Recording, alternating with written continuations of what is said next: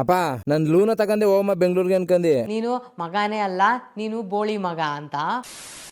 ಅದೇ ಗಂಟೆ ಹೊಸಿ ಕಷ್ಟ ಐತೆ, ಫಾಸ್ಟ್ ಆಗಿ ಹೋಗಕ್ ಆಗೋಲ್ಲ ಅನ್ಬಿಟ್ಟು ಆಗೋಲ್ಲ ಅನ್ಬೇಡಪ್ಪ, ನಾ ತಗ ಹೋದ್ರು ಹೋಯ್ತೀನಿ ಕೂತ್ಗಳಲ್ಲಿ ಅಂತ ಮಗ ನಾನು. ಸಾಕು ಬಿಡಪ್ಪ ಕಾಸ್ ಕಿಸ್ಕೊಟೆಯ ತೆಗಿ 10 ರೂಪಾಯಿ ಕೊಡು, ಬಟ್ ನೀ ಕೊಡ್ಬೇಕು. ನಿಮ್ಮಂತವ್ರೇನಾದ್ರೂ ಇಬ್ರು ಬಡವ್ರ ಮನೇಲಿ ಉಟ್ಬಿಟ್ರೆ ಮುಗ್ದೋಯ್ತು. ಸರಿ ಹೋಗ್ಬೋತೀನಿ ಬಾಯ್ ಗೈಸ್. ಬೆಳಗ್ಗೆ ರೆಡಿ ಆಗಿ ನಮ್ ಬೆಂಗಳೂರು ಆಡಿಯನ್ಸ್ ನ ಮೀಟ್ ಮಾಡ್ಬೇಕು ಅಂತ ಹೋಗ್ತಾ ಇದೀನಿ.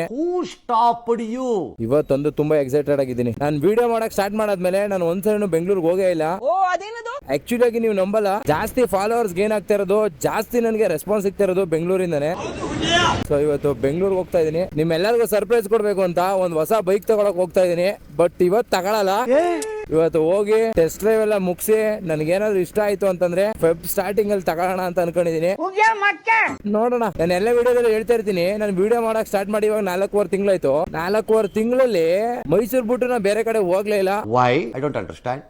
ಫಾಲೋವರ್ಸ್ ಗೇನ್ ಮಾಡ್ಬೇಕು, ಎಂಟರ್ಟೈನ್ಮೆಂಟ್ ಕೊಡ್ಬೇಕು ಅಂತ ಹೇಳ್ಬಿಟ್ಟು ಫುಲ್ ಬಿಸಿ ಆಗ್ಬಿಟ್ಟಿದೆ. For the first time video ಮಾಡಕ್ ಸ್ಟಾರ್ಟ್ ಮಾಡಾದ್ಮೇಲೆ ಬೆಂಗಳೂರು ಹೊಟ್ಟಿದೀನಿ.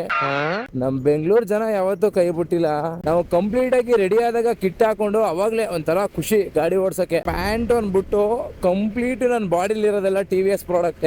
ಆಯ್ತು ಬಿಡು, ಫುಲ್ ಟ್ಯಾಂಕ್ಸ್ ಹಾಕ್ಸ್ಬಿಟ್ರೆ ಹಂಗೆ ಖುಷಿ ಆಗ್ಬಿಡುತ್ತೆ ಗಾಡಿ. ನನ್ನ ಅಕ್ಕನ ಕಂಪ್ಲೀಟ್ ಗಾಡಿ ಬಾಡಿ ಎಲ್ಲ ಕರೆಕ್ಟ್ ಆಗಿದ್ರೆ ಹೋಗಕ್ಕೆ ಚಂದ. Riding gloves, riding jacket, riding shoe, riding pant ಎಲ್ಲ TVS. ಸರಿ ಬಿಡು.